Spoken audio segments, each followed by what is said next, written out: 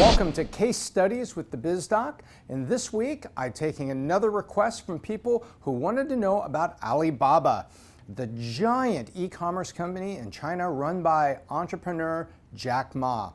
And you know what I think is really interesting about Alibaba is that he's a self-made guy. Didn't come out of Harvard, not a Harvard dropout. He's a guy like you and me who went out there to solve a problem as an entrepreneur and struck gold.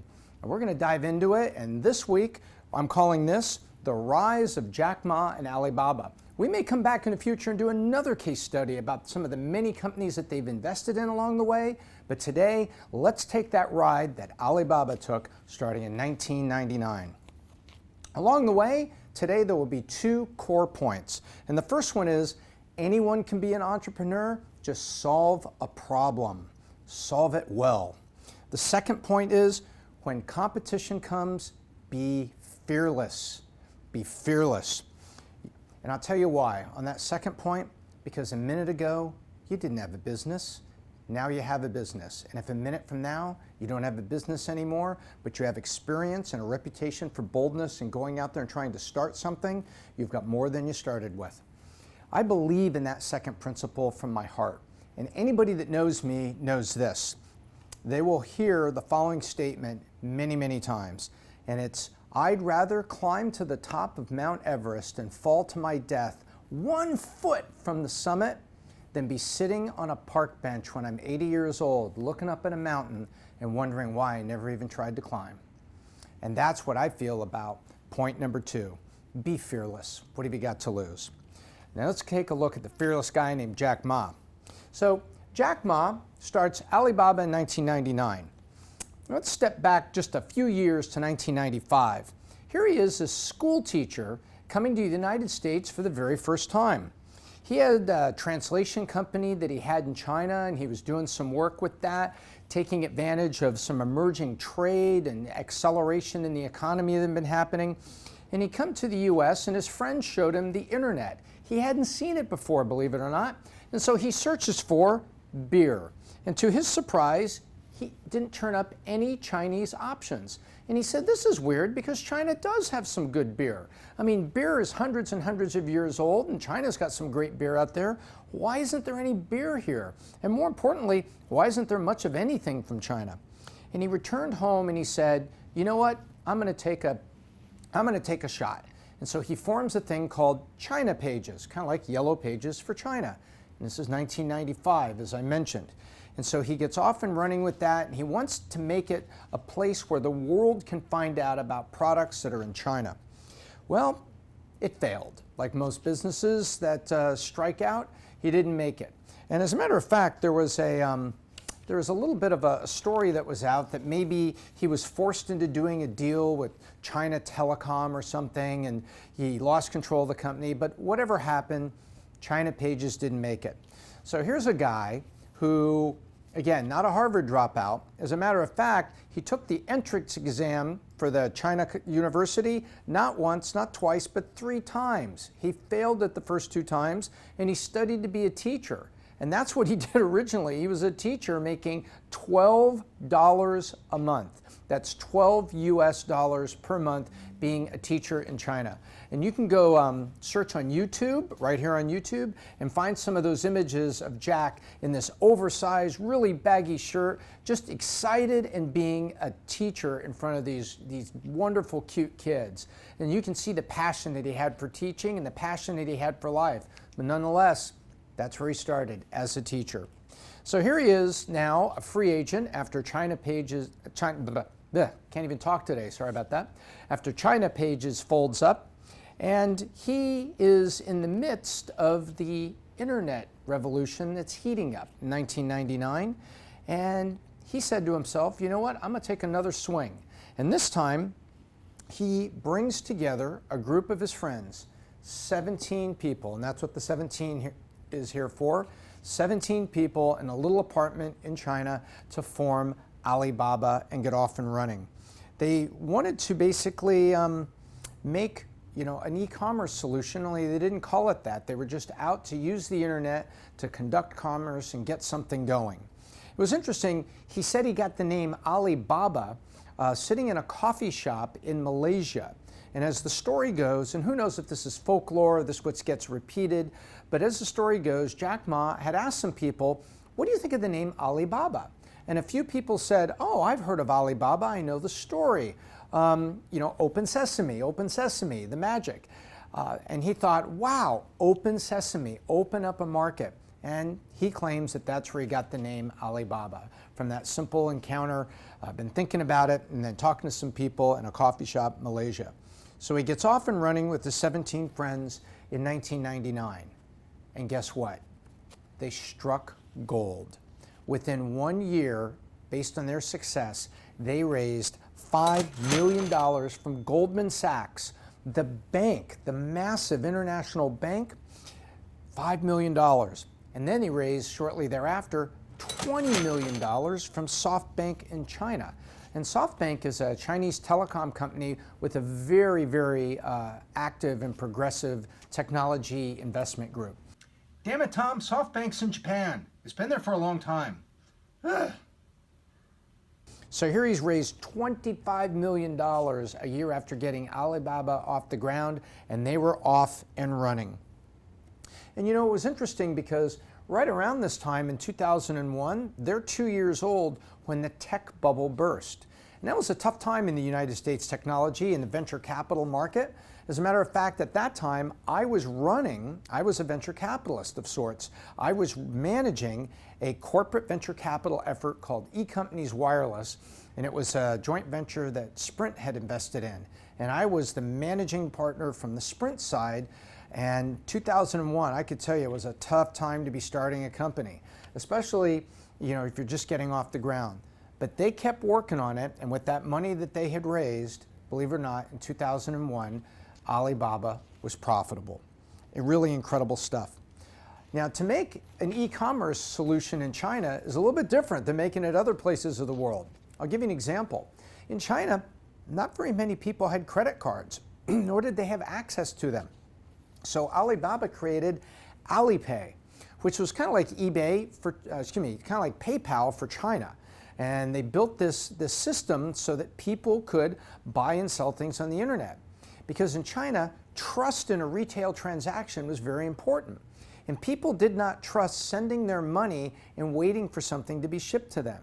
So they liked the fact that thanks to Alipay, that the money didn't leave them until they actually received what they ordered. So it brought trust and it enabled people to conduct e-commerce. So there's a cultural element as well as the fact that this infrastructure just didn't exist. They had to build it.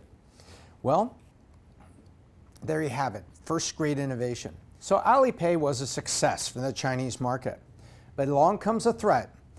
eBay acquires EachNet in 2003, and EachNet had 80% of China's small consumer commerce market, so small transactions, small purchases. And this was a threat because this is what they were out to do. As a side note, Rajiv Dutta was on Jamdat's board, the company I was with at the time, and he was the CFO of eBay, and they were very aggressive, and they were looking very strongly to China. And he was a really smart guy.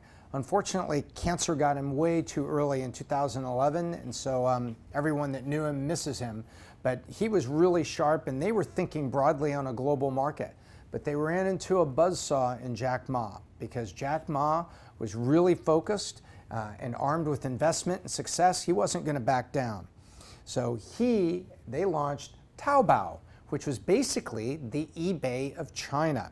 And he said, listen, this is my market, and we're going to own this. And Taobao, it's going to be free for 3 years. So he's promising that if you sold your, whatever it is you were selling on Taobao, for 3 years, there'd be no fees paid to him.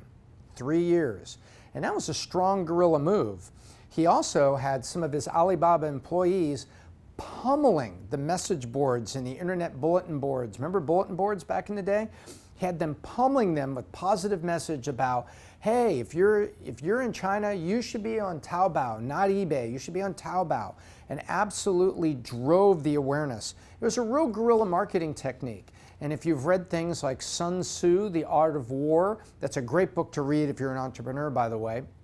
Many people talk about that, but there's another book in there too. It's called Guerrilla Marketing by J. Conrad Levinson, also a legendary book in guerrilla marketing.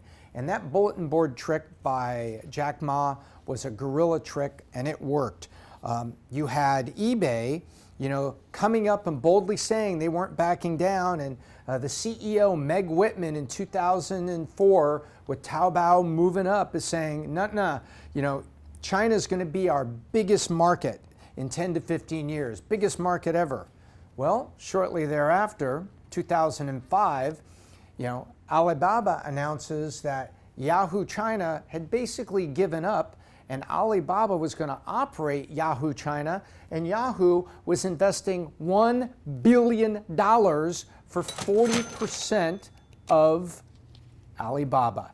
Huge. So now he's really armed. He's got the Yahoo China. He's armed with this extra capital, $1 billion of it. The relationship with Yahoo was a little rocky. Yahoo's looking for short-term, results, and Jack Ma was focusing on the long-term, own the market. And so I think that's the right thing for him to do, focus on a long-term play, because Yahoo in those days was also scrambling. They were coming to a point where they were really trying to figure out what they were going to be. And I think Jack Ma really saw that and saw the opportunity. So there is a happy ending to this for Yahoo. A few years later, Alibaba bought back half of the shares in Alibaba that Yahoo owned. They bought them back for $7.1 billion. So Yahoo bought something for $1 billion, got $7.1 billion back, and they still owned half of what they had bought in the first place. That was huge.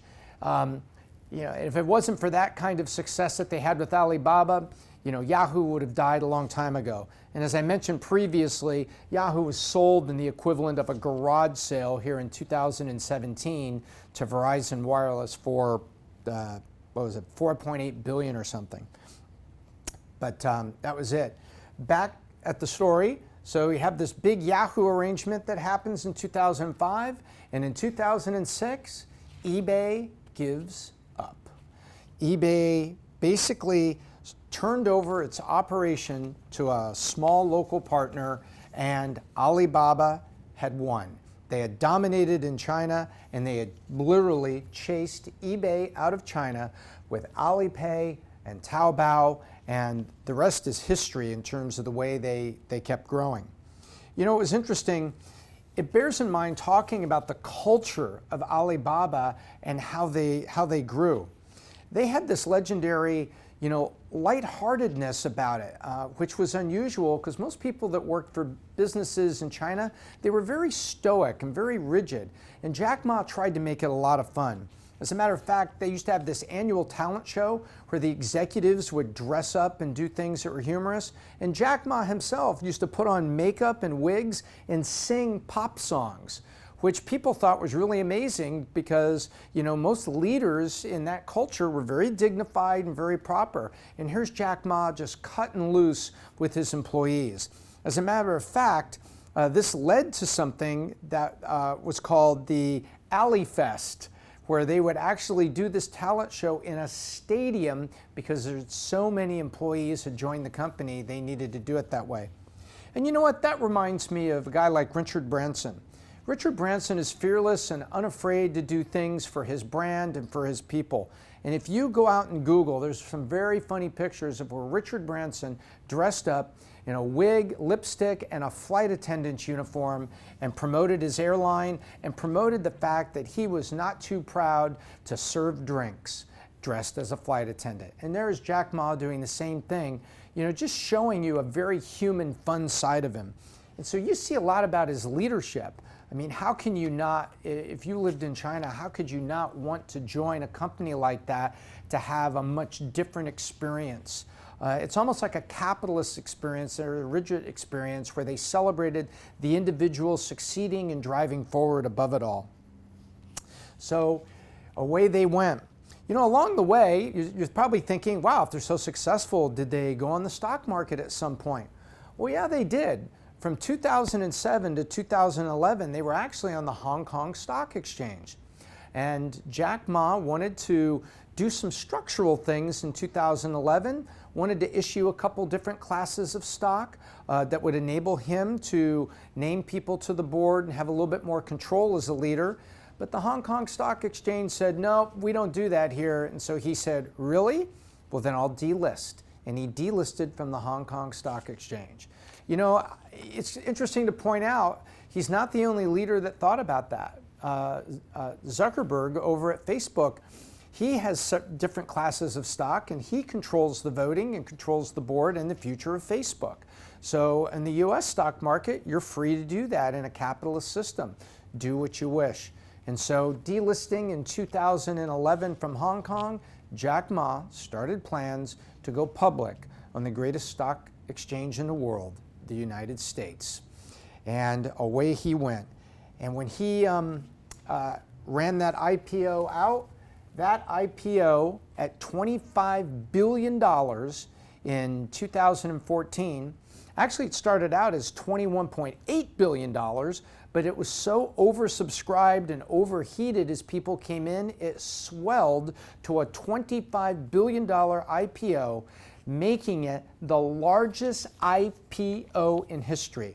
$25 billion IPO, the biggest in history. There's only one word for that. Bam!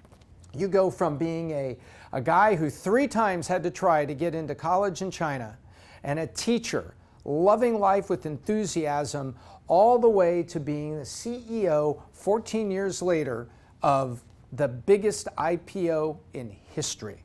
And I think that when you look at the ramp of what they did as they became the PayPal and the eBay in China, it's amazing.